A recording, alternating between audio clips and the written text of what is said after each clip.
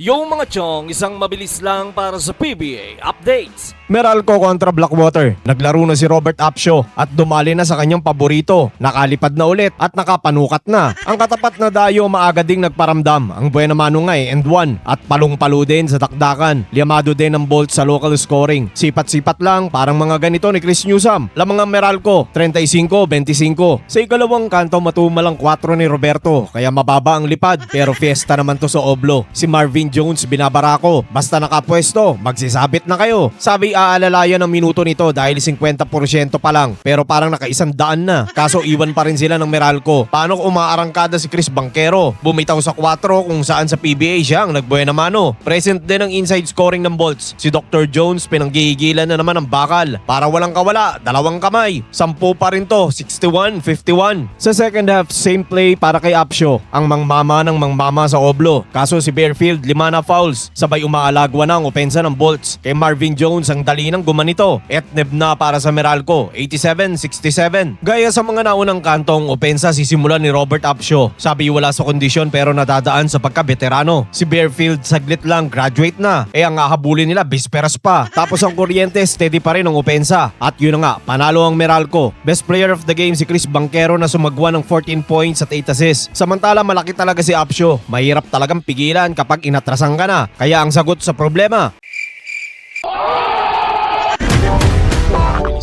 Raynor Shine kontra Ginebra. Quick 8 points para kay Justin Brownlee. Kailangan magbawi. Same kay Jalen Johnson. Dito nakasayaw-sayaw last game kaya kayod muna ngayon. Nakatama na si Scotty. Naka-scoring mode pa rin si Justin Brownlee. Sinalo na sa ere, sabay lapag, meron pan sumabit. Nakadistansya ng konti ang Jeans pero nagdumali ang pintura sa dulo. Naidikit na nilang score, kakatakbo. Isa lang lamang ng barangay, 21-20. Sa ikalawang kanto nagpatama si Mang Luis. Dumalawa sa 3 yung una, pambawi sa lamang. Sinigundahan pa yan ni Anton Asistio. Bumanat din sa 3 at bumanat pa sa mas malayo, sa 4. Gumaganda tumbok ng pintura. Habang sa Ginebra, kayod marino si Brownlee. Buhat na kung buhat para kay Noipi. Pero bumanat si Ralph Koo. Gayun din si RJ Abarientos. Balik sa barangay ang lamang sa magkakasunod na binanatan. Liamado ang Ginebra, 51-42. Sa ikatlong kanto, di pa rin tapos ang barangay sa 3. Si Scotty bumitaw nakaulit uli. After nyan, shootout na. Banat si Anton, banat din si Santi Santillan. Magkapatid na 3 ang dinali. Sagot si Stephen Holt sa kabila. Kasunod ang pangalawang awa kung tawagin pero ang 3 ni JB counted pa rin. Ang Ross tamang habol habang ang barangay napataas ng kamay. Paano ang kalahati ng Dragon Ball bumanat na naman. Nakakaapat na si Ku sa 3. Nahawa na rin si Scotty Thompson. Nakakailang tira na rin to na bumabaon. Tambaka na 86-70. Sa huling kanto ayan na naman si Ku. Sabay titira ng maganda-ganda si RJ Abarientos. Dumadagdag pa si Troy Rosario habang si Jalen Johnson may katumalan pa rin. Wala munang seli kahit pa maka-3 at Bomalabs na maabutan dahil si Justin Brownlee nakalinya ang 3 hanggang sa mga huling minuto hirap magmintes at yun na nga panalo ang Ginebra. Best player of the game si Ralph Koo na kumana ng 15 points, 5 rebounds at 3 assists. Gumana ang Goku ay yung kalahati lang pala. Big time din si Justin Brownlee na umiscore ng 40 puntos. Samantala all at sulit ang pintura. Mukhang nagbabadya. Hanggang dito na lang mga chong. Maraming salamat. Hanggang sa muli.